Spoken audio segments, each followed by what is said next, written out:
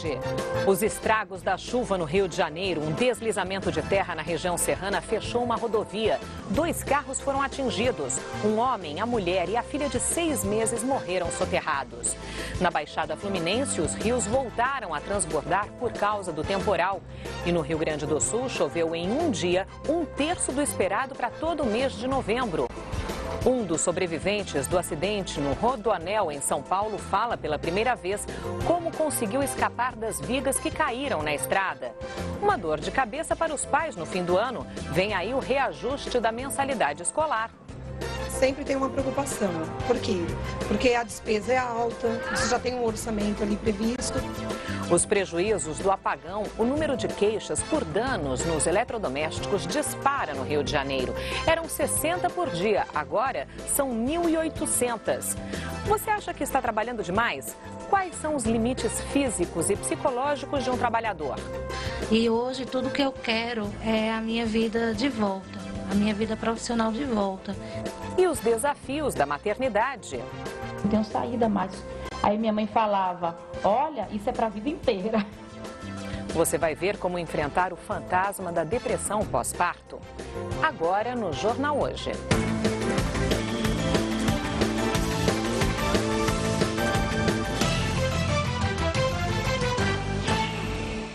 Um casal e a filha de 6 meses que viajavam de carro foram soterrados pela terra que deslizou durante um temporal na rodovia Rio-Teresópolis.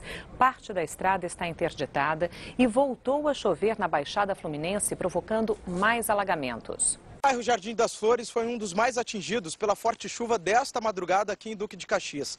Vagas estão alagadas. Nesta casa, os moradores perderam o sofá e improvisaram como uma ponte aqui na calçada. Uma bomba d'água também foi improvisada aqui no quintal para retirar toda a água acumulada. São muitos os estragos causados pela chuva. Aqui no Parque Fluminense, esta família vive momentos de desespero e muita preocupação. Este barranco não para de ceder, parte daquela casa já foi soterrada, a rua que existia aí em cima praticamente desapareceu e agora eles temem que algo pior aconteça. Essa escola virou um ponto de apoio para as vítimas da enchente. No pátio foi montado um hospital de campanha. As salas de aula viraram abrigo para quem não pôde voltar para casa. E é aqui também que chegam todas as doações. 3.000 pessoas, só aqui no município de Belfor Roxo, estão cadastradas para receber ajuda. E elas precisam principalmente de roupas, comida e água para beber. Nós vamos agora ao vivo à região serrana do Rio de Janeiro conversar com a repórter Maria Valente. Boa tarde, Maria. Essa é mais uma tragédia provocada pelas tempestades e os carros ainda não podem circular por aí, né?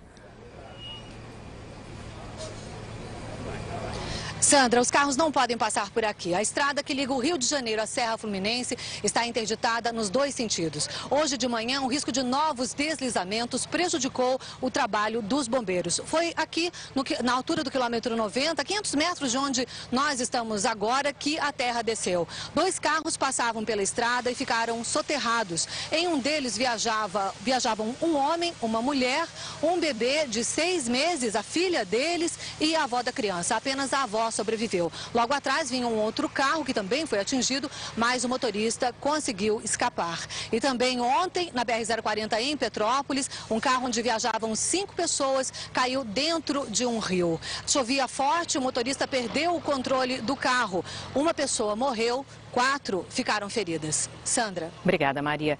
E nós vimos ali a rodovia Rio-Teresópolis interditada por causa dos deslizamentos, mas nós também vimos ali uma forte neblina que, mesmo que ela estivesse aberta, seria muito difícil trafegar por ali, né? A Flávia Freire fez um levantamento da chuva no país. Vamos então começar pelo Rio de Janeiro. Oi, Flávia. Oi, algum Sandra. dado fora do normal por ali? Olha, a gente pode dizer com certeza que sim, Sandra, porque algumas cidades do Rio registraram em 1 mês e meio a chuva de 9 dias. Quer dizer, em 1 mês e meio, 9 dias, quer dizer, 9 dias a chuva de 1 mês e meio. É muita coisa, né? Muita coisa. Duque de Caxias é um exemplo lá no Rio de Janeiro.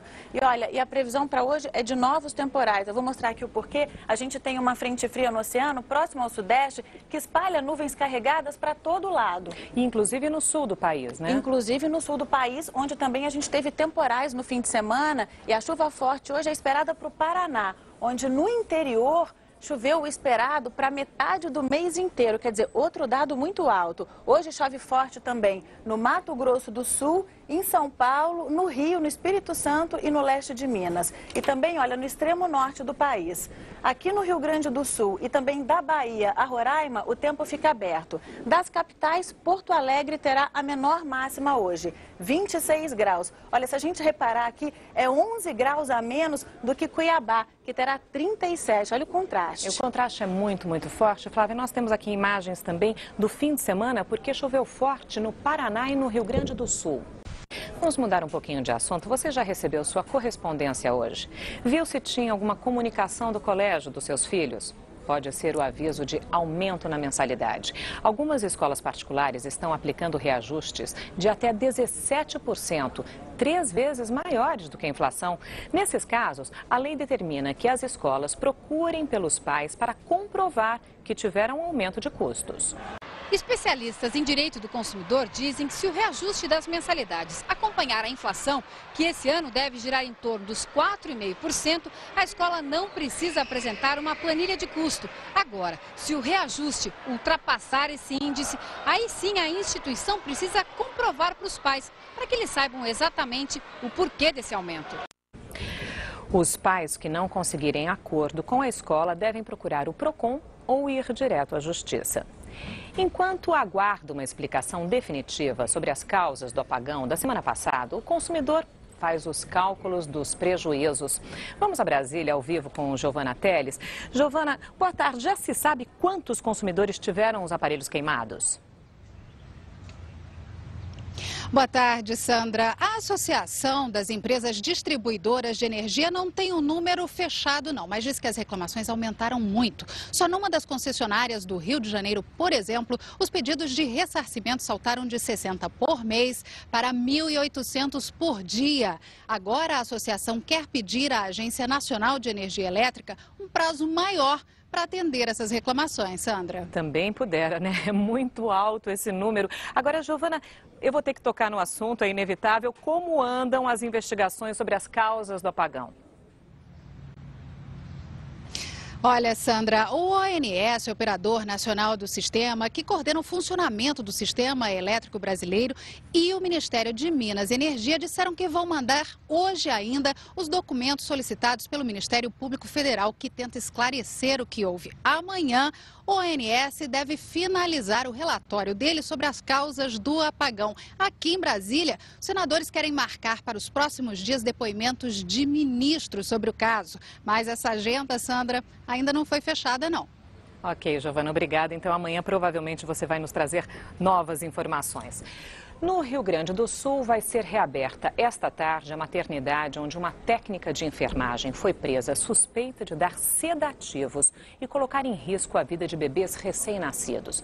Vamos até Porto Alegre então saber mais detalhes com a repórter Carla Fachin, que tem as informações. Boa tarde, Carla. Como estão as investigações da polícia? Boa tarde, Sandra. A polícia vai começar hoje ainda a ouvir o depoimento dos colegas de Vanessa Pedroso Cordeiro e investigar também as causas das mortes de bebês recém-nascidos nos últimos 2 anos no Hospital da Ubra, em Canoas. A intenção é saber se a técnica de enfermagem tem envolvimento com esses casos. O delegado, que tem até 10 dias para concluir o inquérito, não descarta a possibilidade de exumação dos corpos. Ele ainda vai solicitar uma análise psiquiátrica da jovem de 25 anos que está presa. Dos 11 bebês que tiveram problemas, 4 já receberam alta e mais 4 devem deixar o hospital ainda hoje. 3 permanecem internados. Os médicos garantem que eles não terão sequelas. Hoje eu conversei com a mãe de um dos bebês que teve alta. Ela conta como a filha reagiu ao sedativo. Lembra daquela história que mobilizou a imprensa nos Estados Unidos, no mundo, aliás, né? Quando se acreditou que um menino estava voando num balão meteorológico? Pois é, era uma farsa montada pelo pai do garoto para ganhar projeção na mídia. Ele confessou que planejou tudo sim.